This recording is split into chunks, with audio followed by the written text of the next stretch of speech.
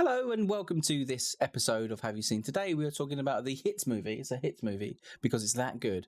About the life of Michael J. Fox. The film is on Apple TV and it's called Still, a Michael J. Fox movie. A moth's wing fluttered against my right cheek.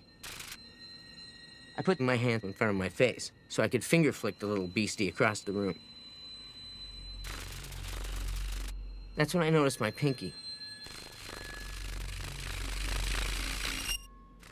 Auto-animated. Basically, Michael J. Fox is a renowned actor that you've seen in many films like Back to the Future, Teen Wolf, Frighteners, Doc Hollywood, loads of stuff. But also he was on TV as well and was in Family Ties and Spin City. Well, Spin City's from the 90s, so you don't know what Spin City is. No. Anyhow, Michael J. Fox has a disease which stops him from working, basically, sadly. So the sad sack story is Michael J. Fox gets this debilitating disease and it crushes him. Yeah, that's boring. Parkinson's is to do with a loss of nerve cells in your brain, and one of the main symptoms of Parkinson's is tremors, which is why the movie is called Still. Because obviously Michael J. Fox wants to be still because he's constantly moving. Now, the film itself I thought was very good because it goes through his life. Basically, from him wanting to be an actor. Well, did he want to be an actor at first? He just wanted to get out and about. Yeah, I think it's really good at explaining why he kind of chose to be an actor. He couldn't find a place for himself, and he started doing drama club, and he realised he could get a laugh from people. He was a really short kid. It really highlighted Yeah, it really did. So he was next to like someone who was 16 and he looked like a 10-year-old. And then when he got the opportunity first, he was playing 12-year-olds. Yeah, so he would have been 18. Yeah. Like that, playing 12-year-olds. His big break obviously came with Family Ties, where he wasn't the main character, but because the audiences in America loved the character so much because of his comic timing. Now, Michael J. Fox has brilliant comic timing. Hi. Sorry I had to answer the door myself. Our butler's off tonight. It's his delivery as well. Yes, perfect. Always good. Now, I love Back to the Future. It's probably my favourite trilogy. We named it as our favourite trilogy in our trilogy video. Which you can find up here, I think. Yeah. That film, I had no idea of how much work he had to do. He was still working on Family Ties and doing Back to the Future at night. So there was no time for him to sleep. No, it was one of those things where you wouldn't expect that would actually happen to someone. Yeah. But obviously studios in Hollywood just used to exploit people. Yeah. Obviously it was his big break. But he didn't think it was going to be his big break because he was so tired. And he thought he was rubbish. Yeah, he thought he was rubbish. But we all know that he was great. He is Back to the Future. I can roll. Couldn't have done it with anyone else. But even though they did try. They did try. So if you didn't know about Back to the Future, Eric Stoltz originally played the Marty character, but it just didn't work out. So they reshot everything with Michael J. Fox, making him basically a zombie because when's he sleep? The next 3.5 months, the combination of Back to the Future and Family Ties swallowed me whole. I think the maximum he had per night was 3 hours a day for 3 months. I can do it. 3 months like that? That's amazing. Now, I don't know anything about Parkinson's disease or anything like that, but I'm thinking something like that might have an effect on the brain. It's traumatic. Not sleeping is traumatic for your brain, I think. Yeah, indeed.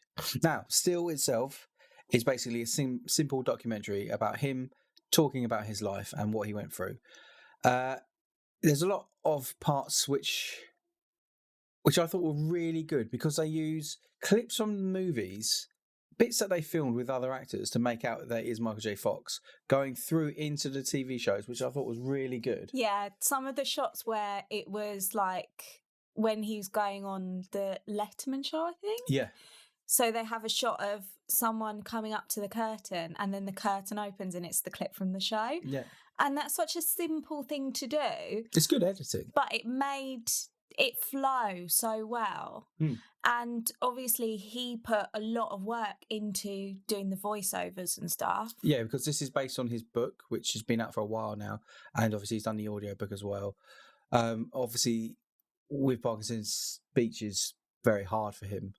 Going from looking at him when he was younger to now, it is awful. It's an awful disease. Yeah, and I think that he tries really hard, and he says in it that he wants to get his story out sort of before he can't, because it is degenerative. Yeah. What happened here?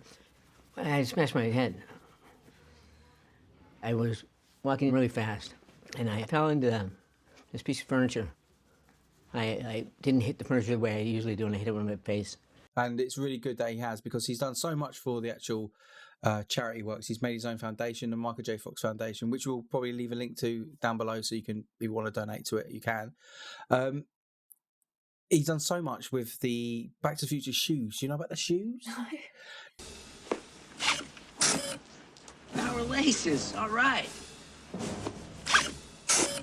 So in Back to the Future Part 2, he has these Nike shoes which self-lace and do up and everything like that, which would be amazing for someone with Parkinson's.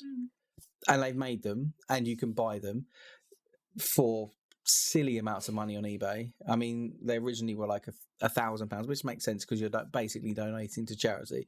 But now they're like 16,000, 20,000, 40,000, depends on the year they were released. All lights and everything. So if you got a pair of those Nike mags, send them my way. Buttheads. But overall, the film itself, I thought was great. It's a really good documentary. And if there were other documentaries like this about famous people, not about famous people being ill, but famous people in general doing their thing, I think documentary would be more appealing to me. Yeah.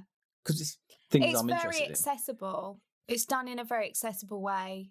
Sometimes documentaries are a bit too kind of heavy on all the information, but this is... It's simple. You go through, you see his life. Yeah. There were bits, I thought it was a little bit short. That's an odd one for me. Normally films are quite long, and I'm complaining about how long they are, but this one seemed, I wanted to know more. You wanted to see more. I wanted to see more, definitely. So it got to a certain point where we understand that his family is what's keeping him together, but it's more, I wanted to know more about the charity work that he's done. Yeah. Maybe there's other things I can look up. But overall, if you haven't seen Still, it is on Apple TV. This is not sponsored by Apple TV. Give it a watch, definitely. Yeah, watch it. If it came out on Blu-ray, would you purchase it? Yes. Ooh. Would you purchase it in 4K? Yes. Ooh.